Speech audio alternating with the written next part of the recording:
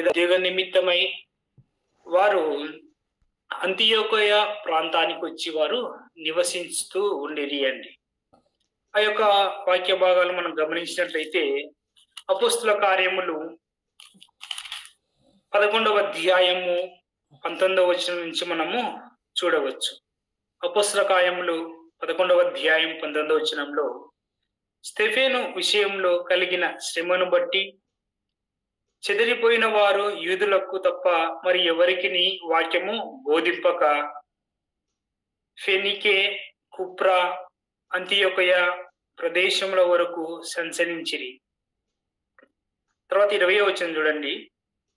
కుప్రియులు కొందరును కురేనీయులు కొందరును వారిలో ఉండిరి. ప్రభునందు ప్రియమైన వారలారా, యెరూషలేములో దేవుని బిడ్డలకు హింసలు ప్రారంభమైనప్పుడు అందులో కొంతమంది సంఘంలో ఉన్నవారు ఆయా అనుకూలతను బట్టి ఆ చుట్టుపక్కల ఉన్న ప్రదేశాలకు చెదిరి వెళ్ళి దేవుని యొక్క వాక్యాన్ని ప్రకటించిన వారిగా మనము చూడవచ్చు. అయితే వారు ఈ ప్రాంతాలకు వెళ్ళినప్పుడు అంతియోకయ సంఘమునకు లేదా ఆ ప్రదేశానికి ఈ కుప్రాకు చెందిన వారు వెళ్ళి వాక్యము వినేవారు అండి. అందుకనే కుప్రాలో పుట్టిన ఈ బర్నబా కూడా అక్కడ ప్రభువైన యేసు క్రీస్తును అంగీకరించిన వాడుగా మనము చూడవచ్చు. అక్కడ అంగీకరించిన వాడు ప్రతి విషయాన్ని లేదా అక్కడ జరిగే ప్రతి పరిచర్యను అపోస్తులకు తెలియజేసేవాడు అండి. ఇతని యొక్క జీవితంలో ఆది కాలంలోనే ఇతడు అనేకులకు మాదిరికరమైన వాడుగా మనము చూడవచ్చు. కారణం, నమ్మిన కొత్త దినాల్లోనే ఉజ్జీవింపబడిన ఈయన ఏం చేశాడు అంటే 4వ అధ్యాయం 37వ వచనం మనం గమనించినట్లయితే అపోస్తుల కార్యములు 4వ అధ్యాయం 37వ వచనంలో ఇతడు భూమి గలవాడై ఉండి దానిని అమ్మి దాన్ని వేలా తెచ్చి అపోస్తుల పాదముల యొద్ద పెట్టెను. చూడండి, ప్రభువును అంగీకరించిన ఈయన తనకున్న ఆస్తులు గాని తనకున్న స్థిరాస్తులైనా చిరాస్తులైనా వాటిని ఏం చేశాడంటే అమ్మి అపోస్తుల పాదాల యొద్ద పెట్టిన వాడుగా ఉన్నాడు. దేవుని పని కొరకు ఆయన వాటిని త్యాగం చేసిన వాడుగా ఉన్నాడు. నేటి దినాల్లో కొంతమంది ప్రభు కోసము అటువంటి త్యాగం చేసేవారు ఉన్నారు అండి. అందును బట్టి మనం కూడా ప్రభువును స్తుతించాలి. కానీ మరి కొంతమంది మనము దేవుని పనికి ఇస్తా ఉండి దేవుని కోసం ప్రయాసపడుతూ ఖర్చు చేస్తూ ఉంటే అంతా ప్రభు పనికే పెడుతున్నావు, నీకంటూ చూసుకోవా అనేవాళ్ళు ఉన్నారు. కానీ మనకు దేవుని ఆత్మ ఏది ప్రేరణ చేస్తే దాని ప్రకారం నడుచుకోవడం చాలా క్షేమకరము అండి. ఈయన సంఘానికి మాదిరికరమైన వాడుగా మనము చూడవచ్చు. ఆ విధంగా ఆయన చేసిన పరిచర్యను బట్టి ఆ దినాలలో చాలా మంది ప్రభువు నమ్మిన అనేకులు ఈ యొక్క బర్నబా వలె వారు కూడా దాతృత్వంలోకి వచ్చిన వారుగా మనం చూడవచ్చు అండి.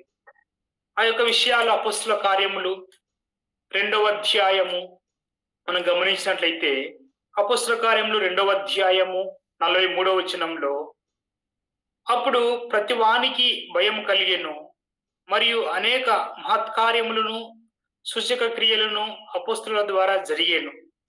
విశ్వసించిన వారందరూ ఏకంగా కూడి తమకు కలిగినదంతయు సమిష్టిగా ఉంచుకొనిరి. ఇదియుగాక వారు తమ చిరాస్తులను అమ్మి అందరికిని వారి వారి అక్కర కొలది పంచిపెట్టిరి. ప్రభునందు ప్రియమైన వారలారా, మనం గమనించినట్లయితే దేవుని యొక్క వాక్య భాగంలో ఆ దినాల్లో ప్రభువు యొక్క పరిచర్యలో ఉన్న ఈ యొక్క బర్నబాను గాని ఇంకా కొంతమంది అపోస్తులు చూసి వారు ఏం చేశారు అంటే వారు కూడా విశ్వసించిన అనేక మంది విశ్వాసులు వారి చిరాస్తులను అమ్మి అక్కడ సంఘంలో ఇచ్చినట్లుగా మనము చూస్తా ఉన్నాం. సంఘం ఏం చేసింది అంటే ఆ యొక్క వాటిని తీసుకున్న తర్వాత ఎవరికైతే సంఘంలో అక్కర ఉందో అక్కర కొలది వారు పంచిపెట్టారు అండి. నేటి దినాల్లో మనం చూస్తాం చాలా సంఘాలలో ఈ క్రమము మనకు కనబడుతుంది. సంఘంలో ఎవరికైనా అనారోగ్య పరిస్థితి బాలేదు అంటే వారికి ఆరోగ్య నిమిత్తమై ట్రీట్మెంట్ ఖర్చుల నిమిత్తమై సంఘము కొంత సొమ్మును వారికి అందించడం జరుగుతూ ఉన్నది అండి. వాస్తవమే, అది సంఘం యొక్క క్రమము. ఆ దినాల్లో అట్టి క్రమాన్ని పెద్దలు నేర్పారు. కానీ నేడు ఉన్న సంఘాలలో చాలా మటుకు డబ్బు కానుకలు తీసుకుంటారు కానీ సంఘస్థుల యొక్క అవసరతలలో అక్కరతలలో ఖర్చు చేసే సంఘాలు చాలా తక్కువగా ఉన్నాయి అండి. కానీ నిజాయితీగా వాక్యానుసారంగా నడుచుకునే సంఘాలు మనకు తక్కువ కనబడతాయి. అందుకే ఇక్కడ దేవుని యొక్క వాక్య క్రమం ఉందో, దేవుని యొక్క వాక్యానుసారంగా ఏ సంఘం అయితే నడుచుకుంటుందో ఆ సంఘంలో మనము ఎదగడము చాలా ప్రయోజనకరము. ప్రభునందు ప్రియమైన వారలారా, అట్టి క్రమాలను చాలా మంది మరుగు చేసి ఉన్నారు అండి. దేవుని యొక్క వాక్య పరిచర్యలో వెళ్ళి మనము చూస్తాం కొన్ని రకాల సంఘాలు, కొన్ని సంఘాలు కొన్ని రకాల క్రమాన్ని కలిగి ఉంటాయి. వారి అనుకూలతను బట్టి మనం ఏ సంఘాన్ని విమర్శించవలసిన అవసరం లేదు. కానీ అయితే అది వాక్యానుసారంగా నడుచుకుంటుందా లేదా, విశ్వాసులను ఆపదలో అక్కరలో ఆదుకుంటుందా లేదా, ఓన్లీ వారి నుంచి వచ్చే ఆ యొక్క కానుకలు ఎవరైతే దేవుని యొక్క పనికి దారాలంగిస్తారో వారిని మాత్రమే ప్రేమించే సంఘాలు నేటి దినాలు ఎక్కువ కనబడతాయి అండి. అదే దేవుని యొక్క వాక్య భాగంలో మనము చూస్తాం. యాకోబు పత్రికలో కూడా మనం చూడవచ్చు కొంతమంది యొక్క స్వభావాలు సంఘాలలో ఏ విధంగా ఉన్నాయి అంటే, చూడండి యాకోబు పత్రిక గమనించినట్లయితే యాకోబు పత్రికలో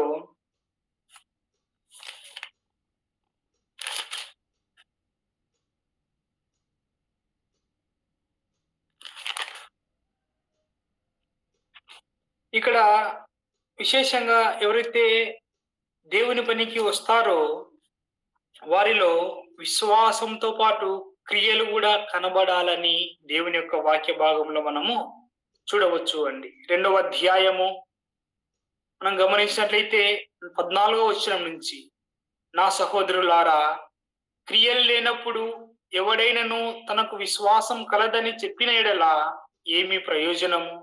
అట్టి విశ్వాసం అతన్ని రక్షింపగలదా? చూడండి, క్రియలేని విశ్వాసం మృతము అని కూడా అంటాడు 17వ వచనంలో వస్తే. అలాగే విశ్వాసము క్రియలేనిదైతే అది ఒట్టిగా ఉండి మృతమైనది. ప్రభునందు ప్రేమిన వర్లారా, క్రియలతో కూడిన విశ్వాసం మనలో ఉండడము క్షేమకరం. ప్రార్థన చేయమని అడుగుతారు అవసర కొద్ది, అయ్యా పని మా యొక్క కుటుంబంలో పలానా వారికి బాలేదు, మీ ప్రార్థనలో జ్ఞాపకం చేసుకోమని అని చెప్తే మనము లేదా సంఘము ఏం చేయాలంటే ప్రార్థన చేయాలి. ప్రార్థనతో పాటు క్రియ అనేది ఉండాలి. అంటే ప్రాక్టికాలిటీ, ఒక పని అనేది కనబడాలి. వారి ప్రార్థన అవసరత కోరారు, దాని వెనుక వారికి అవసరత ఉన్నది అని గుర్తెరిగి సంఘము కనీసము కొంత సొమ్మైనా వారి కోసము ఇవ్వడము క్షేమకరము అండి. అందుకనే ఈ యొక్క వాటిల్లో మనము కిందికి చదువుకుంటా వస్తే అనేక లోతైన విషయాలు కనబడతాయి అండి. పౌలు తర్వాత బర్నబా, అలాగే యేసుక్రీస్తు సహోదరుడైన యాకోబు, వీళ్ళందరూ వీటన్నిటినీ చేశారు. ప్రాక్టికల్ గా చెప్పడమే కాకుండా వాటిని చేశారు. ఆదిమ కాలంలో ఉన్న శిష్యులు సైతము అందరూ వాటిని చేసినట్లుగా మనము గమనించవచ్చు అండి. కాబట్టి అలాంటి అనుభవంలోకి మనమందరము రావడము క్షేమకరము. అదేవిధంగా మనము బర్నబా యొక్క జీవితాన్ని చూస్తూ ఉన్నాము. అతని జీవితంలో దాతృత్వము కనబడుతూ ఉంది. సంఘంలో ధననిధిని పెంచడానికి మొదటి స్టెప్ వేసిన బర్నబా తర్వాత అనేక మంది విశ్వాసులు ఆ యొక్క మార్గంలో కనబడిన వారు అండి. అందుకనే యెరూషలేము సంఘము ఆ చుట్టుపక్కల పరిచర్యకు వారు ప్రోత్సాహకరంగా ఉండడం వలన పని జరిగింది. వారి ద్వారా అంతియోకయలో సంఘము ఏర్పడింది అండి. చూడండి, మనం గమనించినట్లయితే అపొస్తలుల కార్యములు 13వ అధ్యాయము 1వ వచనంలో మనం చూసినట్లయితే, అపొస్తలుల కార్యములు 13వ అధ్యాయం 1వ వచనంలో, అంతియోకయలోనున్న సంఘములో బర్నబా, చూడండి, అంతియోకయలో సంఘం ఉంది, అందులో ఎవరున్నారు? బర్నబా ఉన్నాడు అండి. సంఘంలో బర్నబా ప్రాముఖ్యమైన వాడిగా మనము చూడవచ్చు. కారణం, ఆ ప్రాంతంలో ఉండి వారు ప్రభువును అంగీకరించిన వారు, ప్రభువును సొంత రక్షకునిగా వారు స్వీకరించి ప్రతిసారి ప్రతి విషయాన్ని యెరూషలేము సంఘానికి చేరవేసేవారు అండి. ఒక స్థానిక సంఘం నుంచి మరొక స్థానిక సంఘం ఏర్పడింది అంటే, ఆ ఏర్పడిన తర్వాత ఆ సంఘము ఏమి చేయాలి అంటే, అక్కడ ఉన్న సంఘానికి మాదిరికరంగా ఉండడము క్షేమకరము అండి. ప్రభునందు ప్రియమైన వారలారా, నేటి దినాల్లో కొత్తగా సంఘాలు ఏర్పడిన తర్వాత వారు పుట్టిన సంఘాలను మర్చిపోయే వారు చాలా మంది ఉన్నారు. కృతజ్ఞత లేని వారు చాలా మంది కనబడతారు. కానీ వాక్యానుసారమైనది ఏమిటి అంటే, బర్నబాను చూసి మనము నేర్చుకోవడం ప్రాముఖ్యమైనది అండి. చూడండి, అంతియోక సంఘంలో అతడు రెస్పాన్సిబిలిటీగా ఉండి ఎదుగుతూ ఉండగా అతనికి పరిచయమైన వారిని ఏం చేశాడు అంటే యెరూషలేమునకు పరిచయం చేస్తూ ఉన్నాడు. స్థానిక సంఘానికి తెలియజేస్తూ ఉన్నాడు ప్రతిదీ. అయితే ఆ దినాల్లో పౌలును అంగీకరించలేదు. అతడు సౌలుగా ఉండి హింసించబడుతూ సంఘాలను ఇబ్బంది పెట్టినందుకు అక్కడ యెరూషలేము సంఘము అతన్ని అంగీకరించినప్పుడు ఏం చేశాడు అంటే, అతడు రెఫరెన్స్ చేస్తూ ఉన్నాడు. అంతియోక సంఘం నుంచి సిఫారసు పంపిస్తూ ఉన్నాడు అంగీకరించమని. ఆ యొక్క విషయాలు మనం గమనించినట్లయితే 11వ అధ్యాయం అపొస్తలుల కార్యములు 11వ అధ్యాయము 30వ వచనం చూడండి. అలాగున చేసి బర్నబా సౌలు అను వారి చేత పెద్దల యుద్ధకు దానిని పంపిరి. ఇక్కడ 27వ వచనం చూడండి. ఆ దినముల యందు ప్రవక్తలు యెరూషలేములో నుండి అంతియోకకు వచ్చిరి. ఇక్కడ యెరూషలేము నుంచి అంతియోకయకు అనేక మంది దేవుని వాక్య పరిచర్య కొరకు వచ్చి ఆ సంఘానికి వారిని కొంతమందిని పరిచయం చేస్తూ అదేవిధంగా ప్రోత్సహిస్తూ వారు వెళ్ళేవారు కదా.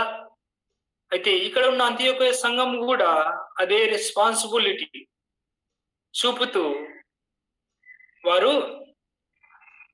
అక్కడికి పౌలు వచ్చినప్పుడు పౌలును యెరూషలేమునకు పరిచయం చేస్తూ ఉన్నారు అండి. 25వ వచనం గమనించినట్లయితే, అంతటా అతడు సౌలును వెదుగుటకు తార్సునకు వెళ్ళి అక్కడ అతన్ని కనుగొని అంతియోకయకు తోడుకొని వచ్చెను. ప్రభునందు ప్రియమైన వారలారా, ఆ దినాల్లో పౌలు ఆత్మచేత ప్రేరింపబడి ప్రభువును అంగీకరించిన తర్వాత ఏం జరిగింది అంటే మనం గమనించవచ్చు. త్వరగా ముగించుకుందాము. దేవుని యొక్క వాక్య భాగంలో మనం చూసినట్లయితే పౌలును అంతియోకయకు తీసుకొచ్చి అంతియోకయ నుంచి యెరూషలేమునకు పరిచయం చేసిన వాడుగా మనం చూస్తా ఉన్నాం. అయితే ప్రభువు బర్నబాను విస్తారంగా పనిలో వాడుకున్నాడు. తరువాత అంతకన్నా రెట్టింపు రెండంతలుగా ఇంకా బహుగా పౌలును వాడుకున్నట్లుగా మనము చూడవచ్చు. కానీ నేటి దినాల్లో మనం చూస్తే మనకు వాక్యం నేర్పించిన వారిని లేదా మనల్ని ప్రోత్సహించిన వారిని మనము మర్చిపోయి తర్వాత మనమే అన్నట్టుగా కొంతమంది విర్రవీగే వారు ఉంటున్నారు. ఆ విధంగా ఎన్నడూ ఉండకుండా బర్నబా ఏం చేశాడంటే, పౌలు బాగా నేర్చుకున్నాడు మొదటి మిషనరీ జర్నీలో అని, తర్వాత బర్నబా వాక్యానుసారంగా నడుచుకొనిచున్నప్పుడు మార్కు అనే ఆయనను పౌలు అంగీకరించినప్పుడు ఈయన అంగీకరించి ఏం చేశాడంటే, తర్వాత సరే నువ్వు సువార్త పనికి వెళ్ళు, నేను కూడా ఇతన్ని తీసుకొని వేరొక ప్రాంతానికి వెళ్తానని పనిని ఆపకుండా అతడు కూడా వేరే ప్రాంతంలో సైడ్ వెళ్ళి విస్తారంగా దేవుని పని చేసిన వాడుగా ఉన్నాడు. పడిపోయిన వారిని లేదా అంగీకరించని వారిని ఇతడు ప్రోత్సహించేవాడుగా మనకు కనబడుతూ ఉన్నాడు. ప్రభునందు ప్రేమైన వారలారా, మనం గమనించినట్లయితే దేవుని యొక్క వాక్య భాగంలో అనేకులను వెనుకబడిన వారిని ప్రోత్సహించేవారు ఉండడము క్షేమకరము అండి. నేటి దినాల్లో అలాంటి వారు ఉండకపోవడం వలన సంఘానికి చాలా నష్టం ఉంటుంది. కొంతమంది అలిగేవారు ఉంటారు సంఘంలో కదా. సంఘంలో కొంతమంది ప్రార్థన ఇవ్వలేదని అలిగేవారు ఉంటారు, పాటలు ఇవ్వలేదని అలిగేవారు ఉంటారు, నాకు వారు సరిపోరులే అని అలిగేవారు ఉంటారు. అలాంటి వారిని సంఘంలో ఉన్నవారు కొంతమంది గమనించి వారిని ప్రోత్సహిస్తూ సంఘంలో ముందుకు తీసుకొని వస్తే సంఘం బలపడుతుంది, క్షేమాభివృద్ధి చెంది విస్తరిస్తుంది. మాకెందుకులే అని విడిచిపెట్టినాము అంటే సంఘము చిన్న భిన్నం అవుతుంది, సంఘానికి నష్టము వాటిల్లుతుంది. చూడండి 12వ అధ్యాయము 25వ వచనం గమనించినట్లయితే, బర్నబయు సౌలును తమ పరిచర్య నెరవేర్చిన తర్వాత మార్కు అను మారు పేరు గల యోహానును వెంటబెట్టుకొని యెరూషలేము నుండి తిరిగి వచ్చిరి. ఈ యొక్క మార్కును వెంటబెట్టుకొని మొదటి మిషనరీ జర్నీలో వారు దేవుని యొక్క పని కొరకు వారు వాడుకున్నారు, ప్రయాసపడ్డారు. అయితే మధ్యలో ఈ మార్క్ ఏం చేశాడంటే, దేవుని యొక్క మిషనరీ జర్నీ మొదటి మిషనరీ జర్నీలో పెళ్లికొచ్చాడు. 13వ అధ్యాయం 13వ వచనం చూడండి.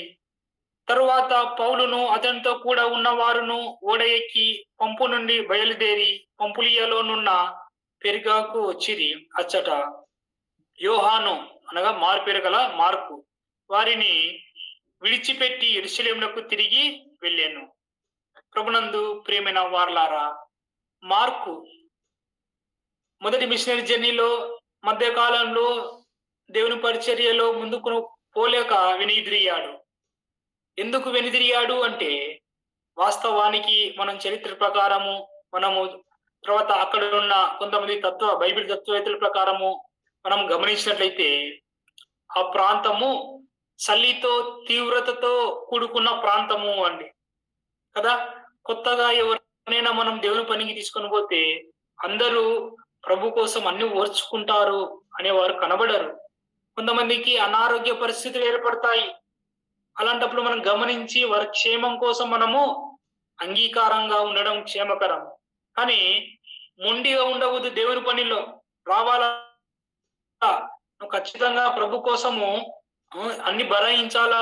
నీ అనారోగ్యాన్ని పక్కన పెట్టి అయినా, నీకు బాగాలేకున్నా సరే, నువ్వు చనిపోతున్నా సరే దేవుని పనికి రావాలా అని అనకూడదు మొండిగా. కొన్నిసార్లు కుయుక్తిగా లేదా మనము దేవుడిచ్చిన వివేకాన్ని బట్టి మనము గ్రహిస్తూ దాన్ని ప్రోత్సహించే వారిగా ఉండాలి. సర్లేనా, బాలేదా, అక్క బాలేదా, సరే రెస్ట్ తీసుకోండి, తర్వాత అనుకూలతను బట్టి ప్రభు పనికి రండి, ఈసారి లేకపోయినా నెక్స్ట్ అయినా పరిచర్యకు రండి అని ప్రోత్సహించేవారు కావాలి. కానీ పౌలు ముక్కుసూటిగా దేవుని పని చేసేవాడు కాబట్టి అతన్ని అంగీకరించలేదు. కానీ బర్నబా అయితే అతన్ని అంగీకరించి దేవుని యొక్క పని కోసము వారు ముందుకు వెళ్ళిన వారిగా చూడవచ్చు. అదే విధంగా బర్నబా ఆ దినాల్లో చాలా ప్రాముఖ్యమైన వాక్య పరిచర్య కలిగిన వాడు అండి. అందుకనే అతన్ని వాక్యాన్ని వినాలని పిలుచుకొని మరి వారు వాక్యం వినేవారు. ఆ యొక్క విషయాలు మనం గమనించినట్లయితే 13వ అధ్యాయం 7, 8 వచనాల్లో చూడండి. అపోస్తల కార్యములు 13వ అధ్యాయం 7-8 వచనాలు. ఇతడు వివేకం గలవాడై సెర్గే పౌలు అను అధిపతి యొద్ద నుండెను. అతడు బర్నబాను సౌలును పిలిచి దేవుని వాక్యము వినగోరెను. ప్రభునందు ప్రేమైన వారలారా, ఆ దినాల్లో సౌలు ఒక అధిపతిగా పనిచేస్తున్నప్పుడు అతని దగ్గర మరొక అధిపతి ఉన్నాడు. వారు పౌలు మారినాడు అని, తర్వాత ఆ దినాల్లో ఆ చుట్టుపక్కల బర్నబా కూడా పనిచేస్తున్నాడని గమనించి బర్నబాను పిలిచి వాక్యమును విన్నాడు అండి. మరలా వాక్యాన్ని విననీకి వారు అంగీకరించిన వారుగా మనము చూడవచ్చు. అంటే దేవుని వాక్యంలో బర్నబా పౌలులు విస్తారంగా వాడబడ్డారు. మనకు ఎక్కువ పౌలు కనపడతాడు కానీ బర్నబా పరిచర్య చాలా తక్కువగా కనపడుతుంది. కొంతమంది అద్వైతుల ప్రకారం బర్నబా కూడా కొన్ని పుస్తకాలు రాశాడు, దేవుని యొక్క పరిశుద్ధాత్మ చేత అతడు రాశాడు, కానీ అవి ఆ దినాల్లో లభ్యం కాకపోవడం వలన అవి మరుగై ఉన్నాయి అని చెప్తూ ఉన్నారు. మనకు పౌలుకు సంబంధించినవి మాత్రమే అందుబాటులోకి వచ్చేయడం వల్ల వాటిని బైబిల్లో చేర్చారు. కానీ ఆ దినాల్లో బర్నబా కూడా కొన్ని పరిశుద్ధాత్మ చేత రాశాడు, అవి అందుబాటులోకి రాకపోవడం వలన మనకు బర్నబా గురించి చాలా తక్కువగా కనబడుతుంది. ఏదేమైనప్పటికీ మనము కుప్రాలో పుట్టిన ఈ యొక్క బర్నబా దేవుని యొక్క వాక్యాన్ని అంగీకరించి అంతియొక్క సంఘం ఏర్పడడానికి చాలా ప్రాముఖ్యమైన వాడుగా ఉండి, ఆ సంఘం యెరూషలేము సంఘంనకు ప్రతి విషయంలో అన్ని అప్పజెప్తూ వారు ఆ యొక్క సంఘానికి తర్వాత వారు నమ్ముకున్న దినాల్లో దేవుని పనికి ధారాళంగా ఇచ్చిన వాడిగా కనబడుతూ ఉన్నాడు. అనేకులను సంఘానికి పరిచయం చేస్తాడు, అనేకులను ప్రోత్సహించాడు. అందులో పౌలును మార్కును అతడు ప్రోత్సహించడం మనకు కనబడుతుంది. అదేవిధంగా చాలా మందిని అతడు ప్రోత్సహించి ఉంటాడు అని భావించవచ్చు. అతని వాక్యం వినాలని చాలా మంది ఆశ కలిగి ఉన్నారు. మాదిరికరమైన బర్నబా వలె మనమందరం ఉండాలి. సంఘంలో దాతృత్వము ఇచ్చేవారిగా ఉండి ఆ సంఘాన్ని అనేక మంది విశ్వాసులకు అక్కర కొలది పంచిపెట్టే సంఘముగా మనం తీర్చిదిద్దాలని ఉదయకాలం వేళ మనము ముందుకు కొనసాగుదాం. ఈ అవకాశం ఇచ్చిన మీ అందరికీ ప్రేమ వందనాలు అండి.